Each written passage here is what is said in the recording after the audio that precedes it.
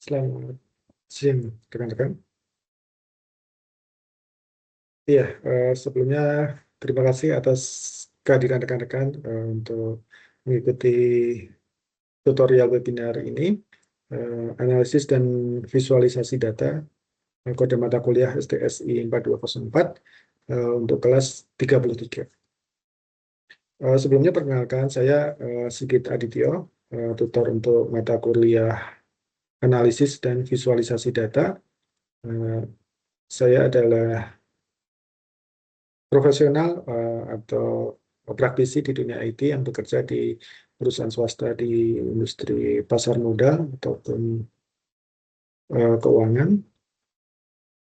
Kemudian saya lulusan S1 Ilmu Komputer dan S2 Magister Manajemen Business University.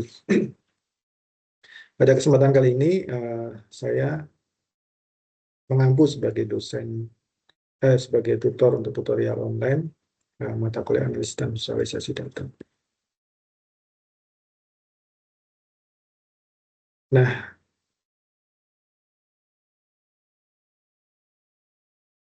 analisis dan visualisasi data ini adalah sesuatu yang menarik, dan kalau rekan-rekan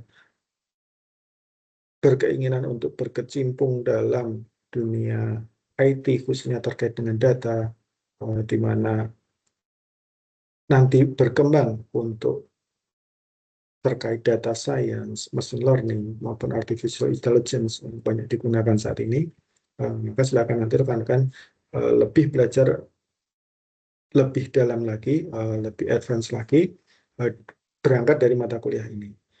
Karena analisis dan visualisasi data ini cukup heavy dipakai di industri dan teknologi yang trending saat ini.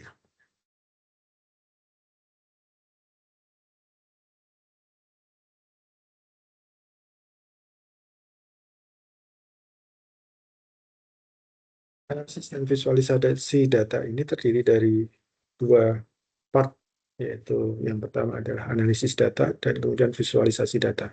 Analisis data ini penting karena kita harus mencari atau mendapatkan insight dari suatu data.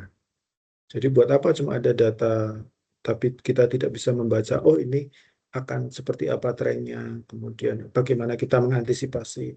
Nah, hal tersebut penting dengan analisis data. Agar bisa menganalisis data, tentunya kita harus memahami bagaimana metode yang ilmiah, yang optimal untuk melakukan analisis data. Kemudian visualisasi data juga penting, itu untuk menampilkan data maupun prediksi ataupun forecasting untuk kedepannya ya. Itu akan membantu kita dalam memahami suatu data. Nah, kita lihat di gambar ini bisa kita kelihatan lah grafik tersebut itu berangkat dari suatu data. Jadi kita bisa lihat untuk yang anggap aja yang merah itu adalah heat map, bahwa di situ udah ada resiko, udah mulai nanjak-nanjak naik, apa yang harus diantisipasi dari hal-hal seperti itu. Yang ada yang grafiknya biru ataupun hijau, ada tren di sana, apa yang bisa kita antisipasi dari sana. Nah, ini penggunaan ilmu seperti ini juga digunakan dalam teknologi untuk big data dan data lake, kemudian juga data warehouse. Di sini kita akan belajar ya bagaimana memahami analisis dan visualisasi data tersebut dari konsep dasar, kemudian kita akan praktek menggunakan R, programming language-nya R. Jadi R ini sendiri cukup sederhana, bukan yang sangat canggih seperti Golang atau yang pemrograman modern, tapi ini akan menjadi dasar buat kita bisa memahami tentang analisis dan visualisasi data lebih lanjut. Nah, contoh perhitungan sederhana yang banyak digunakan adalah perhitungan mean, median, dan modus. Nah, mean ini adalah rata-rata. Sebagaimana kita tahu bahwa rata-rata adalah jumlah keseluruhan dibagi dengan jumlah N-nya. Ya. Nah, ini di R atau R ya, kita menggunakan sintaks atau standar menggunakan kata min, kemudian datanya. Nah, jadi R-nya sendiri nanti akan menghitung rata-rata atau min dari data. NA, RM sama dengan true adalah kalau NA atau not available, maka dia akan RM atau remove. Jadi tidak menimbulkan error. Misalnya ada data usia, ada 30, 40, 50, 10, 20, dan sebagainya, tiba-tiba muncul data A, huruf A atau huruf B. Nah, itu kan tidak bisa dihitung. Kalau dihitung menimbulkan error. Maka kita menggunakan NA.rm. Hal tersebut cukup penting dalam programming, biasa disebut dengan error handler ya. Jadi aplikasi tidak crash ketika menghadapi sesuatu yang menyebabkan flow programnya nggak berjalan dengan seharusnya. Kemudian median ya, itu untuk nilai tengah, itu dibedakan antara ganjil dan genap aja, jumlah data ganjil dan jumlah data genap. Dia juga mempunyai sintaks median dalam kurung datanya, jadi dia akan menghitung mediannya sendiri. Kemudian yang ketiga adalah modus.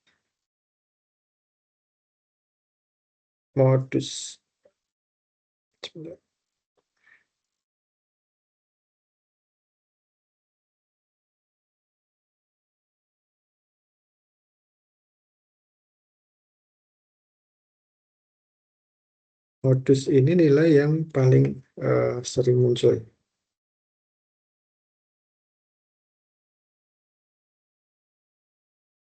Nilai yang paling sering muncul, dia tidak ada sintak khusus, jadi menggunakan Wismax dari tabulasi. Yang match yang paling besar dari frekuensinya. Frekuensi. Nah, untuk selanjutnya adalah penyebaran data yang banyak digunakan pada statistik ataupun R. Yang pertama adalah jangkauan atau range. Nah, itu adalah nilai maksimum dari data dikurangi nilai minimum dari data tersebut. R memiliki sintaks tersendiri juga, range X atau max X dikurangi min X. Kemudian yang kedua adalah keragaman. Keragaman atau varians ini mengukur seberapa jauh data tersebar dari rata-ratanya. Di R-nya sendiri menggunakan sintaks var, jadi var X.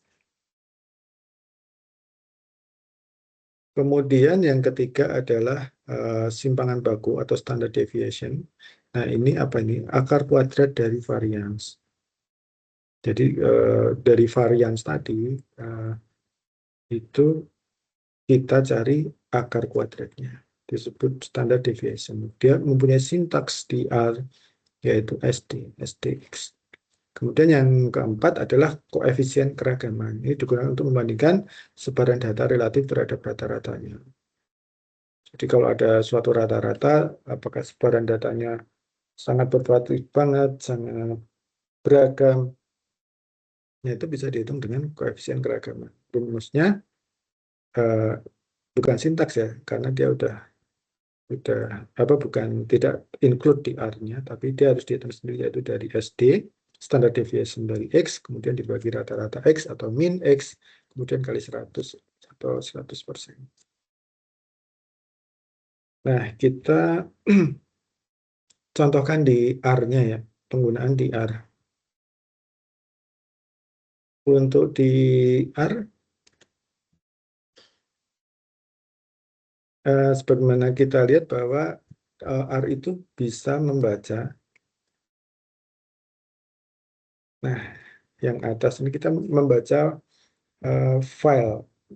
File ini saya ambil dari e-learning, file tugas 1.csv.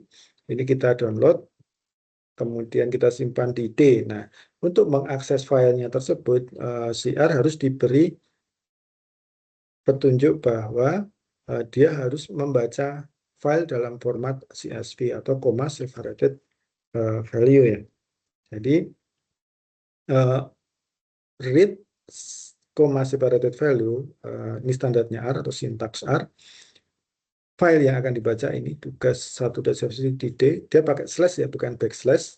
Beda seperti di Windows Explorer atau di Run, kan harus backslash ya kalau di Windows. Tapi kalau ini pakai slash. Kemudian dia dimasukkan dalam variabel data. Nah, file dari variabel data ini kita ambil kolom kecepatan. Nah, dia ada beberapa kolom di CSV tersebut, kolom kecepatan km per H. Kemudian langsung kita hitung min-nya atau rata-ratanya.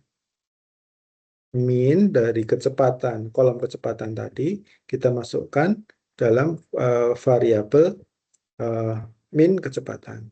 Kemudian kita showing atau kita tampilkan min kecepatannya dalam menggunakan sintaks atau komen print. Print min kecepatannya ini. Nah, begitu juga dengan untuk menghitung jarak. Nah, kita ini menggunakan kolom jarak. Kita pakai dolar ini ya. Dolar ini artinya bagian atau kolom dari tabel data. Data ini dari tugas 1.csv. Nah, ini kolom meter, jarak dalam satuan meter ini dihitung min-nya. Sehingga ketemu min jarak itu adalah 42,28. Berdasarkan perhitungan min data dolar jarak. Nah, kemudian untuk standar deviasi itu karena udah ada sintaksnya sendiri seperti min ya. Tinggal kita masukkan SD data untuk jarak per meter. Standar deviasi jaraknya adalah 24,76. Kurang lebih seperti itu penggunaan DR-nya. Rekan-rekan bisa mencoba sendiri di aplikasi R. Nah, ini kalau contoh kedua ini akan kita pakai untuk menghitung yang tadi ada range, jangkauan, kemudian juga variance, kemudian juga simpangan baku, dan koefisien keragaman. Nah, data yang kita gunakan sekarang berbeda dari sebelumnya, yaitu ada angka 75, 80, 85, 90, dan seterusnya. Nah, jangkauan ini menggunakan formulasi range ini dari data nilai. Data nilai sudah diassign dari komen di atasnya ya. Kemudian kita showing range tadi yang sudah masuk jangkauan, masuk variabel jangkauan dengan komen seperti ini. Ini ada jangkauan. Nah, ini menunjukkan nilai 20. Karena dia sudah menghitung range-nya. Dari 90 dikurangi 95 kurangi 75, 20. Kemudian juga variance-nya dia akan menghitung sendiri. Kemudian kita showing variance-nya menjadi 45,23 dan seterusnya. Simpangan baku atau standard deviation kita hitung berdasarkan data nilai ini tadi, kita pakai komen SD, kemudian kita showing dengan variabel simpangan baku. Kita print simpangan baku, mengeluarkan value 45.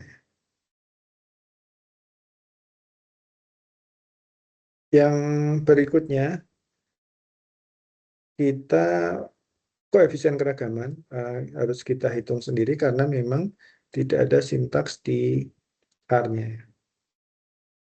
Koefisien keragaman kita assign dari standar deviasi data nilai tadi dibagi min data nilai. Sekali 100%. Nah, kemudian kita gunakan variabel CV ke print. Jadi kita cetak isi dari variabel CV tersebut. Nah, kemudian juga dalam R yang sangat penting adalah menampilkan data. Data dalam R itu bisa ditampilkan dalam berbagai macam bentuk.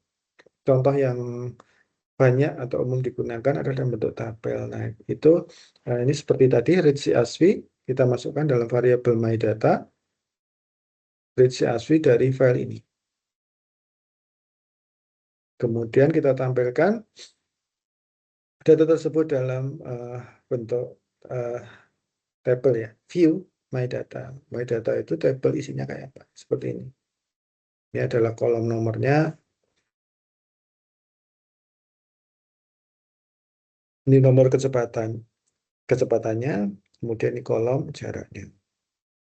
Nah, untuk R juga bisa menghitung frekuensi keluarnya suatu nilai. Misalnya seperti ini. Ini ada data usia.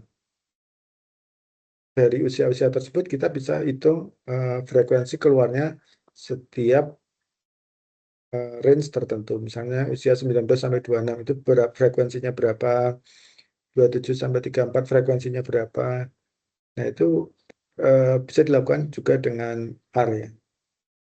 Salah satu kuncinya adalah titik potong ini. Nah, titik potong ini digunakan untuk menghitung kapan kita motongnya. Kali ini berarti yang pertama 18, yang kedua 26, 34, dan seterusnya.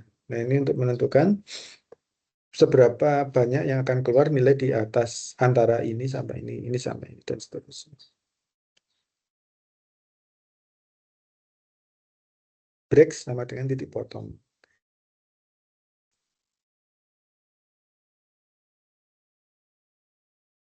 Yang berikutnya tentang menampilkan data dalam bentuk scatter plot. Scatter plot ini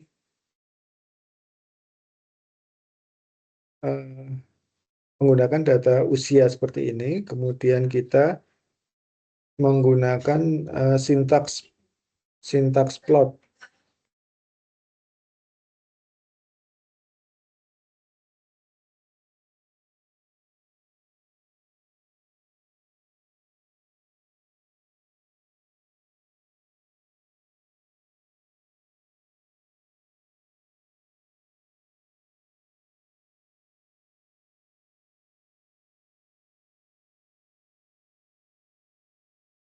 Scatter plot menggunakan sintaks atau comment plot ya. Nah, seperti ini kurang lebih. Itu datanya plot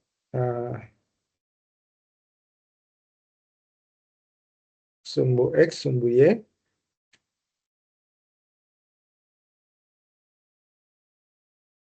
Ini ada penjelasannya juga.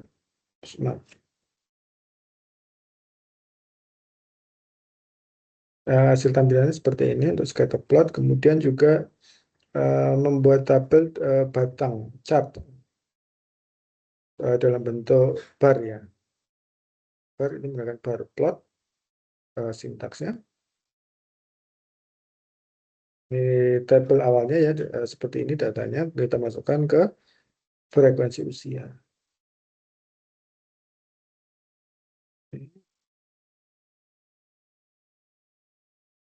Nah,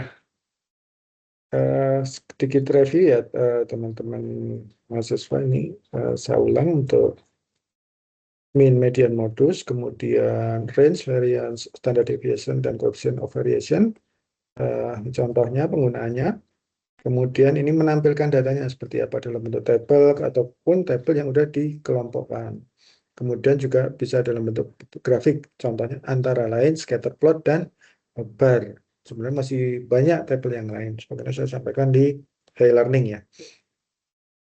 Nah, kemudian yang berikutnya terkait dengan R sendiri. Secara fundamental R itu memiliki beberapa fungsi dasar ya yang baiklah, yang cukup powerful, tidak terlalu advance tapi secara fungsi bisa berfungsi dengan baik. Dia bisa digunakan untuk aritmatika, kemudian juga beberapa tipe data di R yang mungkin rekan-rekan perlu pelajari juga, apakah itu string, numbering, ataupun bulan, dan sebagainya. Kemudian juga vektor, matrix, data frame, list, array. Array itu ada beberapa dimensi, data frame juga ada dimensinya juga. Kemudian untuk grafisnya, nah ini kita bisa pakai airplot, airline, dan scatterplot. Kadang memerlukan library tambahan yang perlu diinstal di R-nya ya. Jadi tidak semua fungsi itu tiba-tiba atau sudah ada secara default di R. Jadi tetap perlu diinstal ataupun ditambahkan. Nah, R sendiri bisa digunakan untuk big data. Nah, ini untuk fungsi benchmarkingnya, fine tuningnya. Fine tuning seperti apa? Fine tuning kalau data-data itu yang kurang bagus, maksudnya banyak data yang kotor, data yang kosong, nah itu kita bisa tuning data tersebut menggunakan R. Kemudian dia bisa digunakan juga untuk paralel programming, kemudian juga visualisasinya.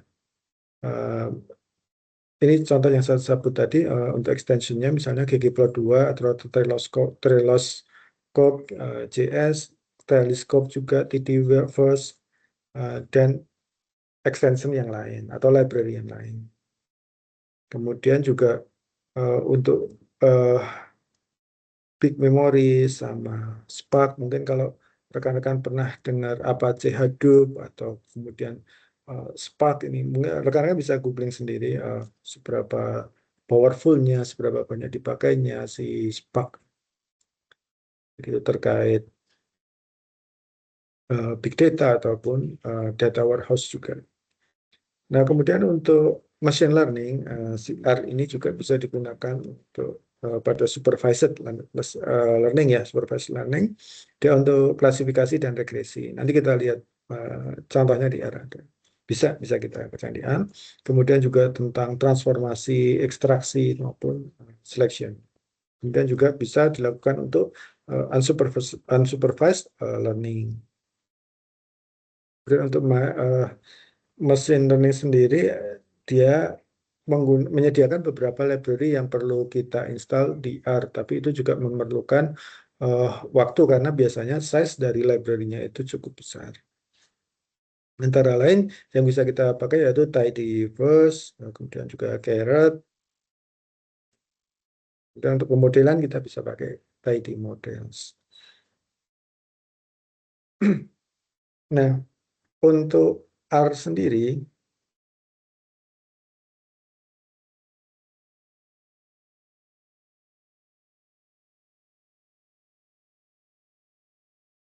untuk R sendiri bisa di-download di ini melalui link CRAN, rproject.org. Secara umum R ini yang paling banyak dipakai untuk GUI-nya ya.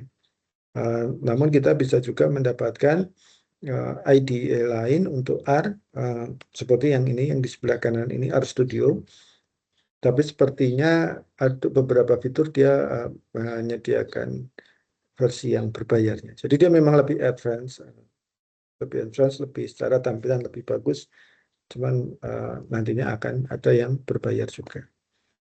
Nah, beberapa hal yang perlu dipelajari dari R itu antara lain sinteksnya.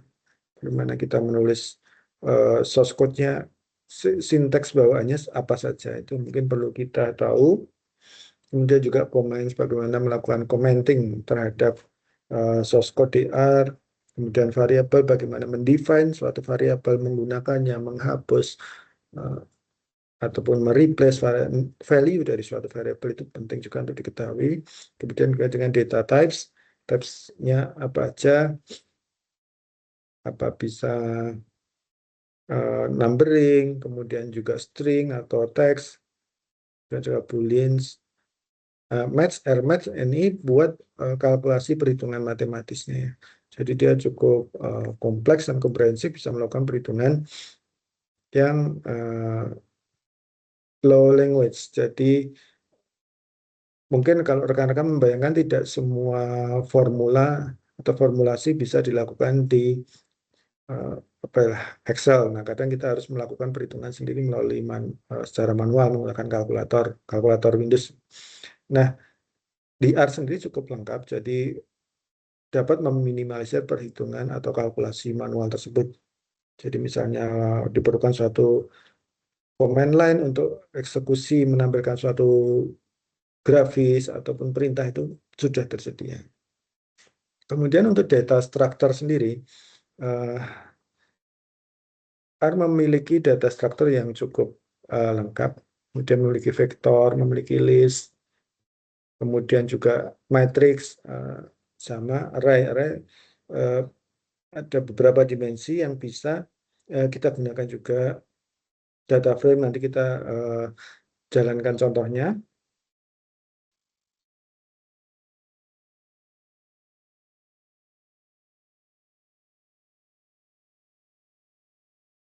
Oke, kemudian yang berikutnya untuk statistik yaitu data set, maksimum dan minimum, min, median, mode, sebagaimana kita bahas tadi. Kemudian juga ada percentage. Kemudian untuk penggunaan graphics kita bisa menggunakan plot, line, scatter plot, pie charts maupun bars. Beberapa penampilan grafis beberapa penampilan grafis memerlukan library tambahan yang harus diinstal sendiri.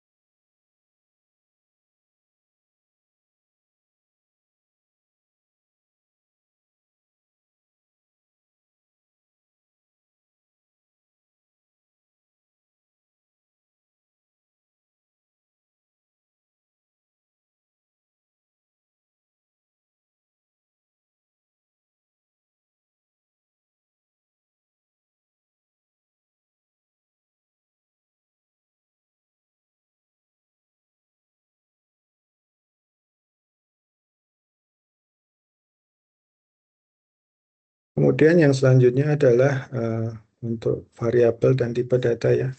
Sebagaimana saya sampaikan tadi, kalau di R sendiri mengenal beberapa tipe data, antara lain numerik itu bisa berbentuk angka dengan batasan bulat, integer atau desimal, tipe data double. Jadi misalnya data usia, misalnya parameter ini kita contohkan.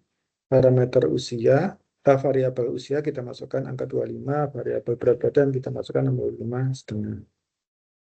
Kemudian untuk tipe data teks atau string, kita menggunakan tanda petik 2 ataupun tanda petik 1. Kemudian untuk boolean, logika true atau false, itu bisa kita assign dengan nama true atau false. Jadi kalau kita menampilkan isi dari variabel, kita tinggal print, kemudian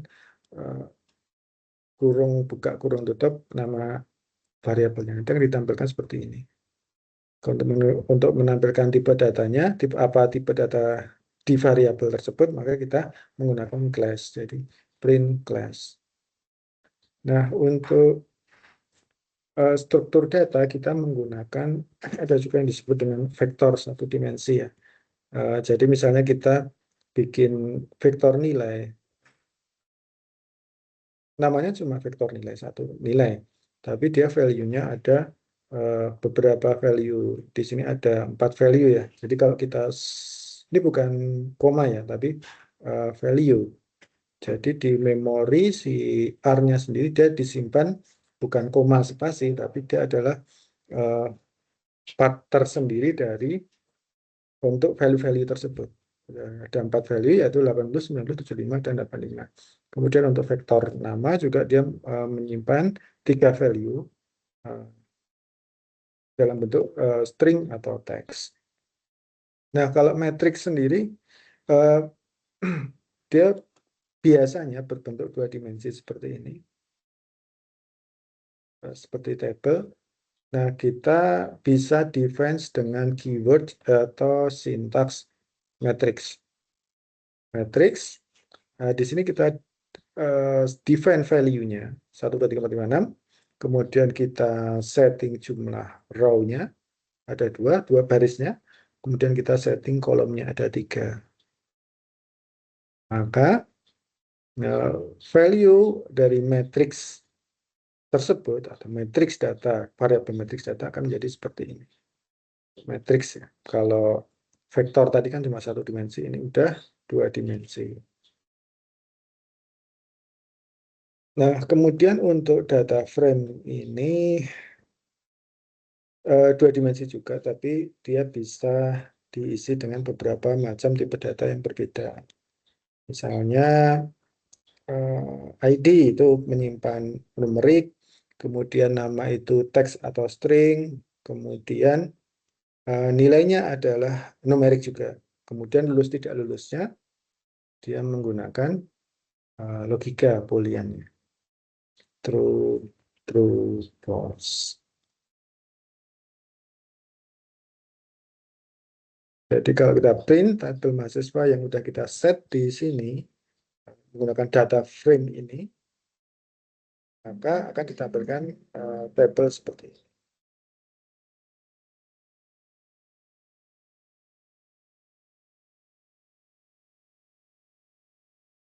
Kalau kita mau hanya kolom tertentu, seperti yang kita gunakan tadi, kita pakai dolar, tanda dolar seperti ini. Jadi nama tabelnya, kemudian nama dolar, nama kolomnya.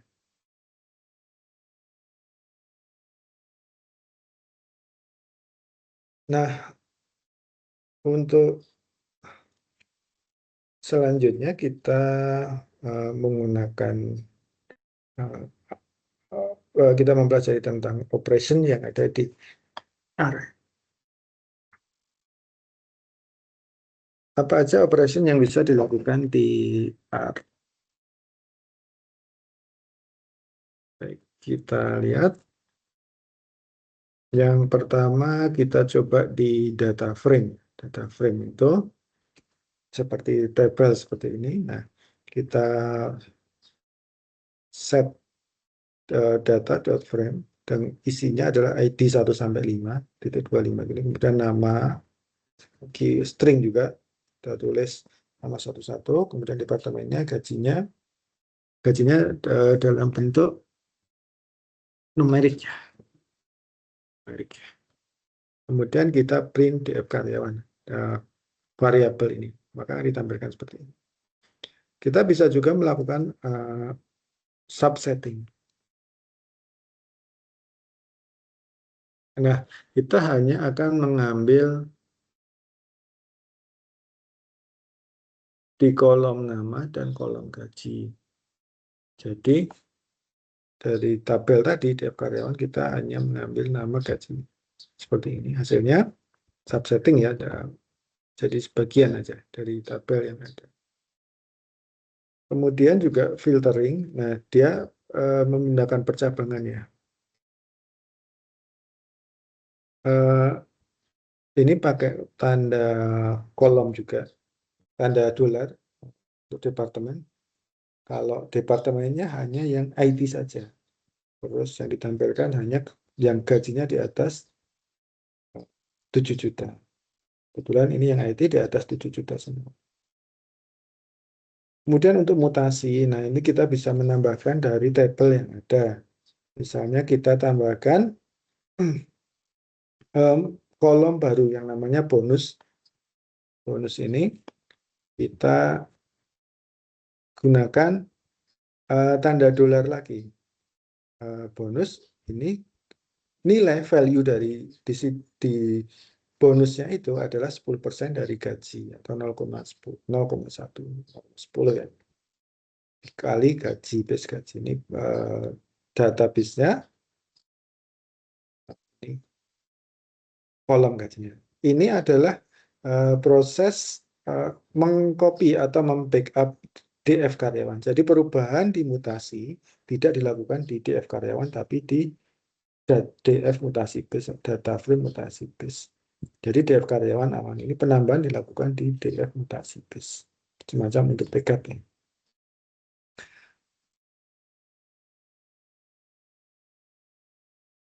Nah, ketiga fungsi tersebut bisa digabungkan tapi dengan library DPLYR.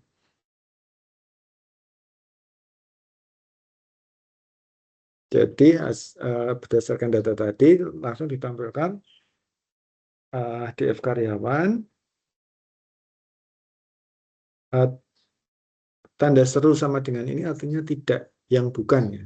Artinya yang bukan HR yang ditampilkan filternya itu departemen yang bukan HR. Jadi di sini keluar IT dan finance. Kemudian yang ditampilkan itu gaji,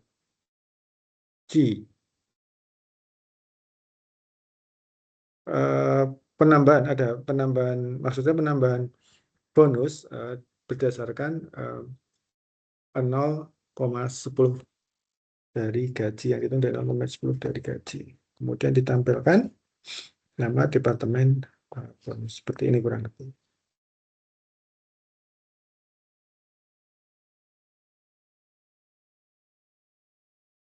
Nah, kita akan coba menggunakan R untuk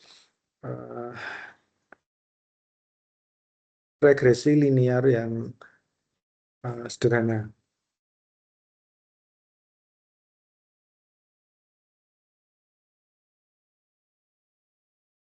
Oke,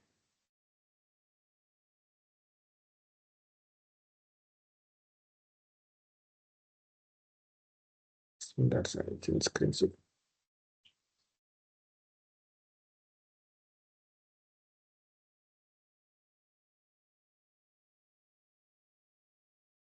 Apakah ada pengaruh antara jumlah jam belajar terhadap nilai ujian?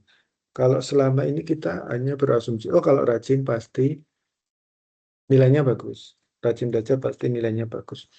Eh, itu bisa kita buktikan menggunakan analisis regresi dengan R ya, secara sederhana. Nah, yang perlu kita siapkan adalah data data terlebih dahulu, yaitu data jam belajar. Dia entah data satu orang dalam jumlah berapa hari belajar atau data beberapa orang juga bisa juga. Kemudian juga ada nilai ujiannya. Nah, kita akan menghubungkan apakah nilai ujian ini relate dengan jam belajarnya. Data udah ada, ini. Kemudian kita buat data frame seperti tadi, data studi, ada data frame jam belajar dan nilai ujian. Kemudian membuat model regresi linear ini menggunakan sintaks LM ya.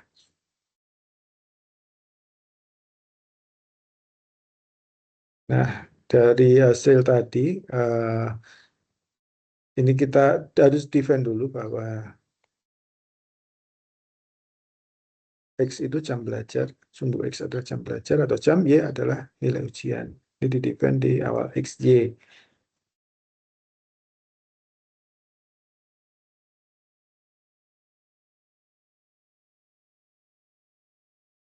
Karena nilai X-nya itu yang relatif lebih uh, fix ya, artinya dia nggak berubah. Beda dengan nilai ujian, dia kan bisa tinggi sekali, bisa rendah, bisa naik turun. Kalau jam belajar kan 1 jam, 2 jam, 3 jam, maka dia menjadi variabel independen. Nah, ini hasil dari summary regresinya. Nanti kita bahas juga tentang uh, bagaimana membaca intercept itu maksudnya seperti apa, kemudian signifikan itu seperti apa, multiple R square itu seperti apa. Kurang lebih seperti ini. Untuk intercept itu nilainya 45,133, bisa kita lihat di sini. Ini ada intercept, kemudian juga ada slope.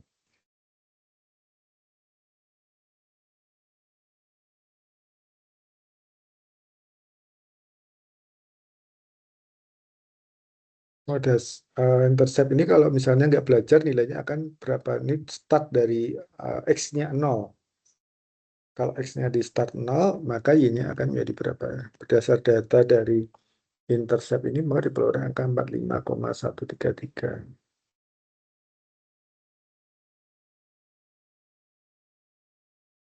Kemudian ada slope. per jam belajar ini untuk menghitung prediksi atau tambahan jam belajar, maka nilainya akan meningkat jadi berapa. Prediksi nilai setelah penambahan jam belajar. Maka diperoleh angka 5,267. Kemudian ada multiple L square, variasi atau naik turunnya.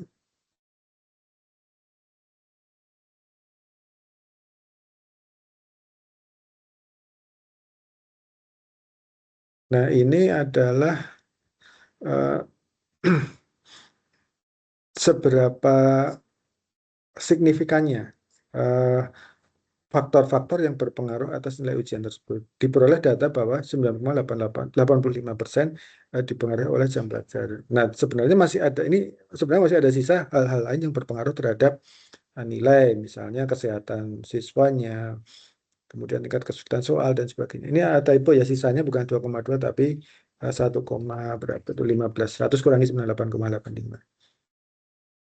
Kemudian yang berikutnya adalah signifikansi atau p-value. Di sini terhitung sangat kecil ya, di bawah 0,05. Nah, ini artinya memiliki pengaruh yang sangat kecil. Maaf, maksudnya memiliki pengaruh yang sangat signifikan. Nah, ternyata karena p-value-nya sangat kecil.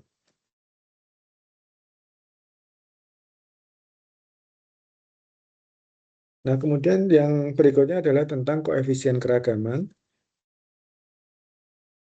Eh, ini adalah ukuran statistik yang digunakan untuk mengukur tingkat variasi relatif dari suatu dataset. Hasil ini sangat berguna jika kita ingin membandingkan variasi dari dua kelompok data yang dimiliki satuan atau skala ukur yang berbeda. Nah, misalnya berat gajah dalam ton sama berat tikus dalam gram. Ini koefisien keragamannya seperti apa? Mana yang lebih bervariasi beratnya? Nah, kita akan mencoba menghitung dengan R.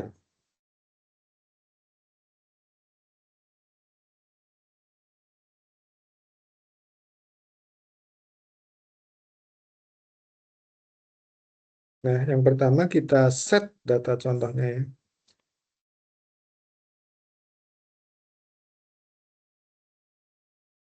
Ini data contoh kita membuat berat gajah dan berat tikus. Berat gajahnya seperti ini, berat tikusnya seperti ini. Sepintas kan tidak relevan ya karena variasi datanya besar sekali.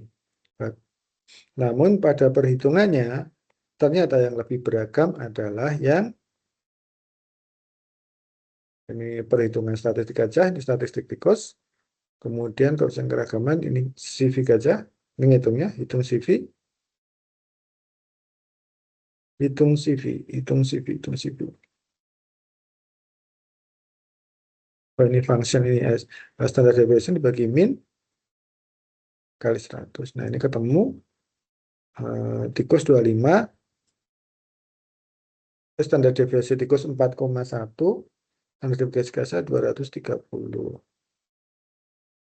Itu baru standar deviasi. Kemudian kita koefisien keragaman dihitung tadi, diperoleh bahwa tikus CV-nya adalah 16,49, gajah 5,56. Nah,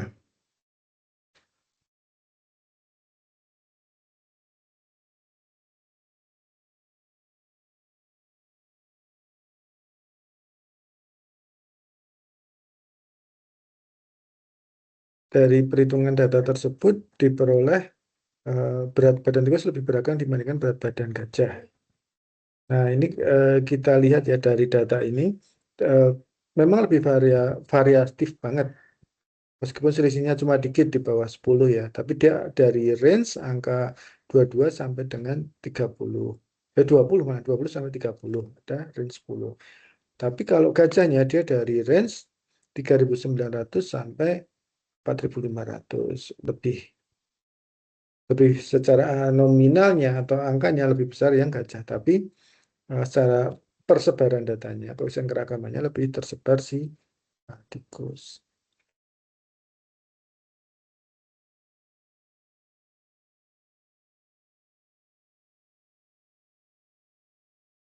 Nah, yang berikutnya adalah z-score. Nah, ini jika kita ingin eh, membandingkan ya, membandingkan dengan nilai rata-rata, apakah kita itu lebih jago. Misalnya kita ada nilai rata-rata di kelas matematika itu 60, kemudian rata bahasa Inggris 80. Kemudian nilai kita 70. Nah, kita itu lebih jago yang mana sebenarnya, matematika atau Inggris? Meskipun nilainya sama-sama 70. Nah, hal tersebut bisa dihitung dengan Z-score. Kemudian juga untuk mendeteksi pencilan atau outlier ya.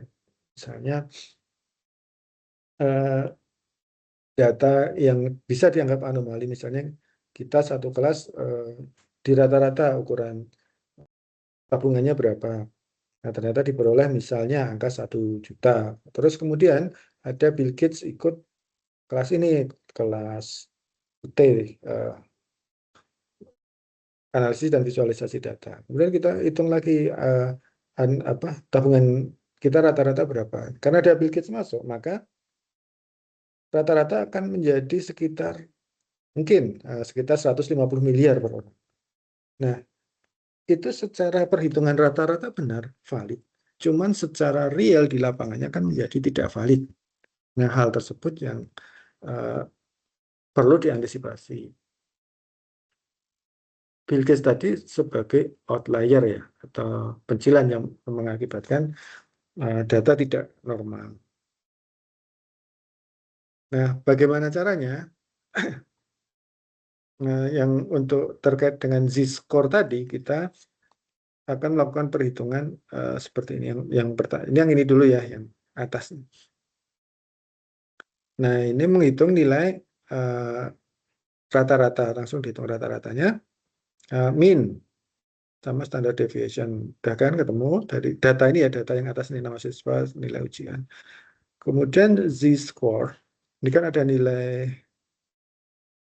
rata-rata dibagi standar deviasi. Nah, kita akan menghitung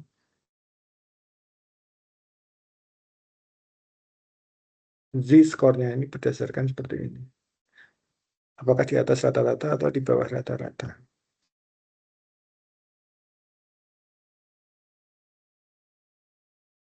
Kalau 1,34 sesuai Z-score-nya, maka dia akan rata-rata. Di atas lebih tinggi, kemudian di bawah lebih rendah.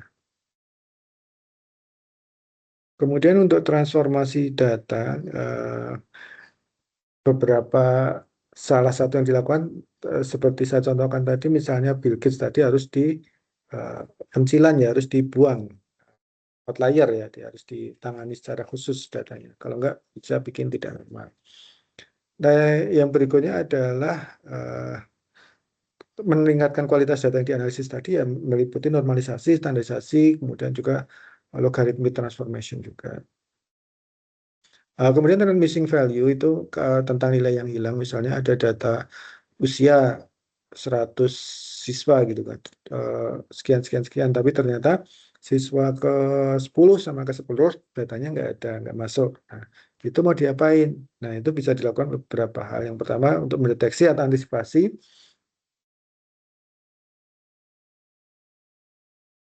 itu harus mempertimbangkan juga tentang besar eh, datanya. Maksudnya seberapa banyak yang akan dihapus. Jangan sampai dihapus malah perhitungan menjadi tidak valid atau salah.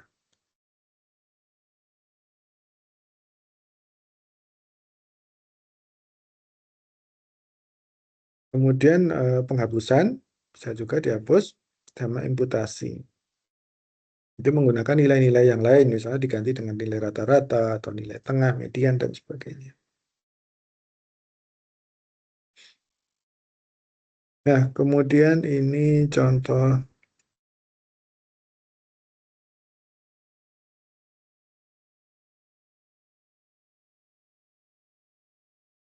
contoh normalisasi ya. Source code-nya ada di sini.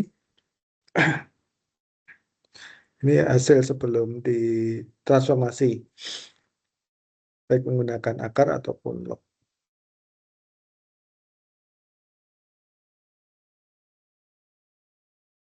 Kemudian transformasi ada beberapa hal, metode, yaitu transformasi logaritma dan transformasi pangkat. Contoh transformasi logaritma, nanti akan saya share juga tentang source code R-nya ya. Ini contoh transformasi lognya. Ini transformasi pangkat. Oke, baik, terima kasih teman-teman atas waktunya sudah melihat video ini. Kemudian file presentasi ini, source code R yang tadi saya sampaikan, sama video rekaman webnya akan saya share melalui link di e-learning. Mohon maaf atas segala kekurangan saya selama menjadi tutor. Terima kasih atas perhatian dan usaha kerasnya. Semoga diberikan kemudahan dalam ujian, kemudian kesuksesan selalu dalam belajar. Terima kasih, selamat siang. Wassalamualaikum warahmatullahi wabarakatuh.